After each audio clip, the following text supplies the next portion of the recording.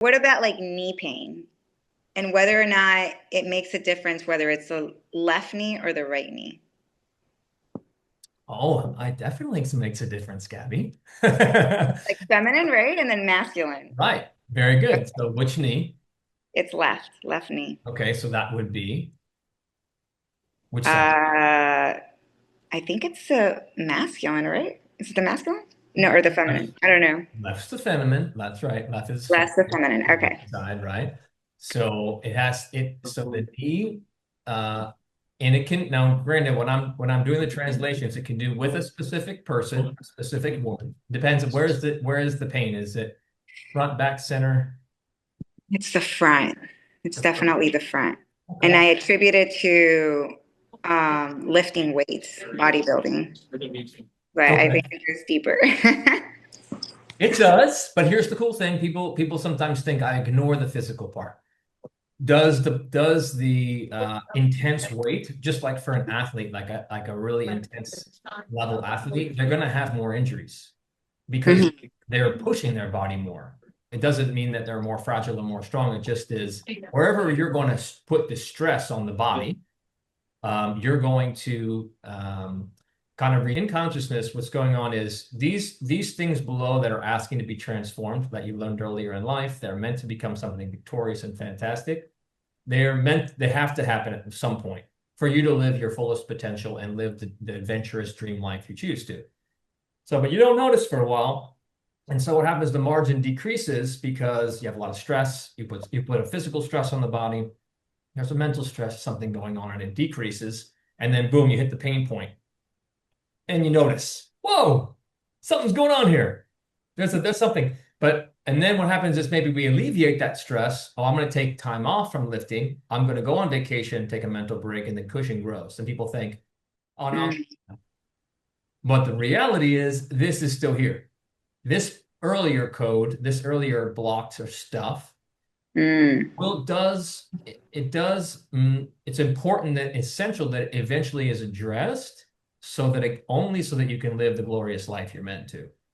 Doesn't have to be, but it's going to keep showing up. People say, well, I always have knee things or I've always got back things. And it's because it literally is the soul level telling you like, hey, this is important, this is important, this is important. Like, please deal with me. Instead, we're like, oh, let's go back to the massage chair. Let me go back to the osteopath. Let me go back to taking this and doing this and all that kind of stuff exclusively. And that's when we miss out on the soul piece. Is there a woman in your life with whom it's been a little bit, you think you require a little bit of support to be able to move forward with? Yeah, my mom. Okay, cool. Right there. She's right We have to bring her there. into this conversation. Like I knew when you said that, I'm like, Mom, you need she's to in the hear room too. I'm like, this is gonna be interesting. Well, we can take this later, but considering unless you'd like to Oh, a little bit it's deeper. okay. Let's do it. Okay. So what is it that Hold on. I want her to hear this actually. Mom. okay, so what is that about? What is it that specifically? So that everything in consciousness, people like to group it. So you can have a wonderful relationship in one way, and in other ways, there's some strain. And other aspects of the relationship. Like in one area of your business, you could be cracking on. Another area of your business requires some attention. That's all that means. Is it? People like to put a blanket statement. You can have these things going on at the same time. So in what area of the relationship has been a little bit painful? So I would say probably particularly in when I was younger, it rooted from constantly having to meet her approval. And through her approval, I felt that I was deserving of love. Okay. So now I would say it kind of roots to that. so do you push yourself to get approval? Yes. Okay. So that's so how's that working for you? Well, we've had some pain points in the past for sure. I think there was a time where I felt unseen And through that, that became a painful process because I felt that maybe I wasn't meeting the approval. And therefore, some time ago, I stopped talking to my mom for 2 years, which was an extremely painful process for me, for both of us. Hmm. And what did you learn about yourself in that time? So, what I learned during that time, which I was actually part of a women's group, and we did a lot of public speaking in Sedona, Arizona, and it was also like a spiritual awakening for me. I was able to realize and acknowledge that I had to fall in love with my own process and my own journey. And whatever that looked like, it had to be authentic to me, and that it didn't necessarily have to meet my mother's approval, but I was just looking for her support. And whether or not I received it, you know, that was something that I had to accept about myself. So, in respect to, I guess maybe the harshness of like the relationship during that time, Go ahead. uh, in respect to allowing us to kind of heal and also evolve in these aspects, we had a 2 year separation where we didn't talk to each other. Hmm. So what was the first time you can remember pushing for approval from her? I don't know. Let me see. um, I think maybe in school, I was always in like all the AP classes and honors, but I was an extremely rebellious child and very free spirited. So it was kind of like I lived a very, like a contradiction, but I try to make good grades or, What was the first time, like the very first time you can recall oh, that you were like time. that you came to that awareness, like, oh, I gotta push to get my mom to make. I feel the need came from when we migrated to the United States and I was around 8 years old. My mom was a single mom and we had very few family here. So I felt like the standard was always set very high. And my mom would always tell me, you have to be strong, you know? And even though like we say in a joking manner now, like I felt like these words were like this pressure, like, all right, you can't be vulnerable, you can't complain, you have to be strong, you have to always like, have a certain high standard. And I think because of that, I was consistently, I was very hard on myself on certain things. And I always felt like it wasn't enough, even though like I was really trying to meet these certain standards, I guess. Yeah. That's since you were 3, not here. I always Oh, push. serious. Ah, Like, she brainwashed me since I was 3. Yes. And the point, maybe, I saw her as like, you have to be strong. And when she fall, I said, don't cry. You can handle this. So, This is why I have you as a therapist for 6 months.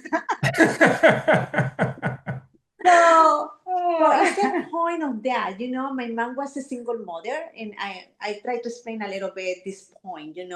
So for my mom, she passed for a lot of pain that she even, I don't see my mom cry in all my life. So she always carried her pain by herself. And she showed us the only way we can survive was being strong and stand for what you want.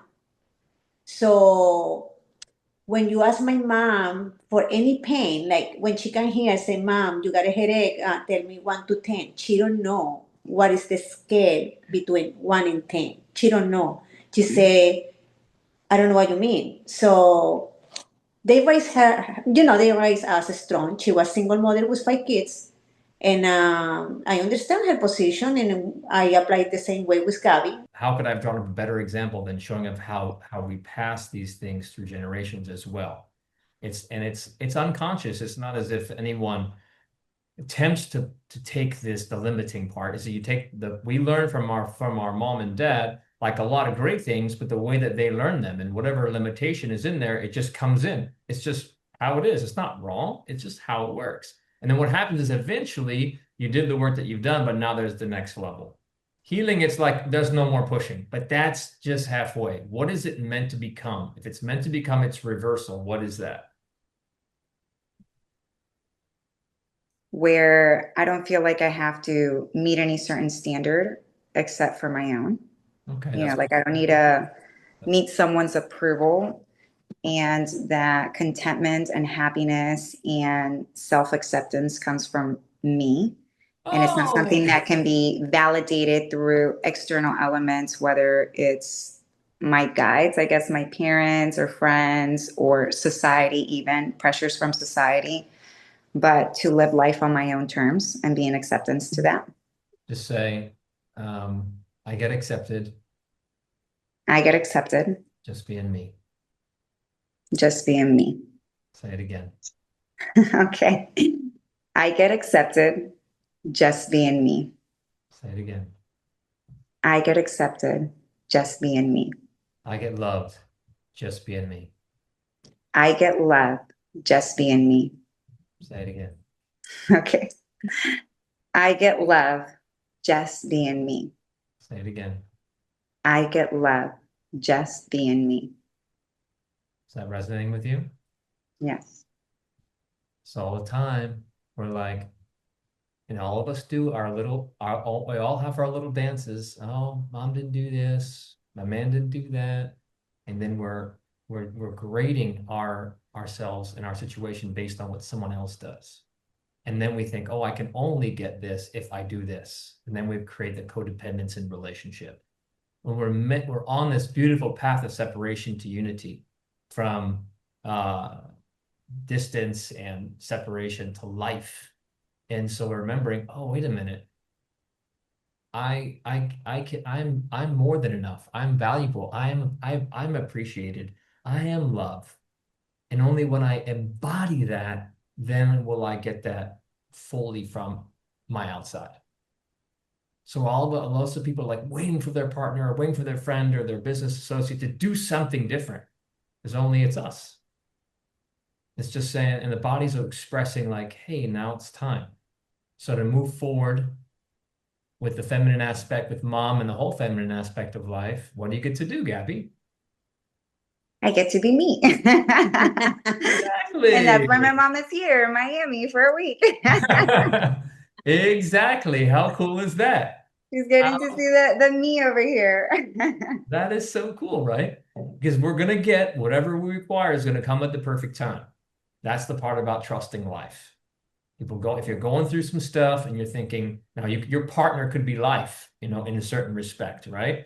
So if there's something going on and you're doing the same thing with life, life's got to give me this in order for me to have success, in order for me to have love, it's got to do this. And then you're creating the codependence with life as well. Instead of just saying, no, I get to be me. I be the best version of me. I love me and I show up for me. And that's it. And then by extension, you'll do that with other people, but not other people first, then me.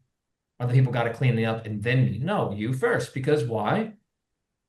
Live by example. It's very good. I like that. And you're the hero or heroine of your story. Instead of somebody else being the hero or heroine of your story, you are.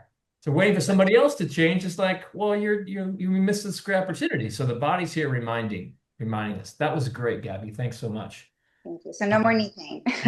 Playing, Mom, that was great. I was like, that was the whole moral of the story. That's This is why how I you get just rid think of knee pain. every people like, whether we perceive it to be a blessing that someone's around us, or we perceive it to be a burden.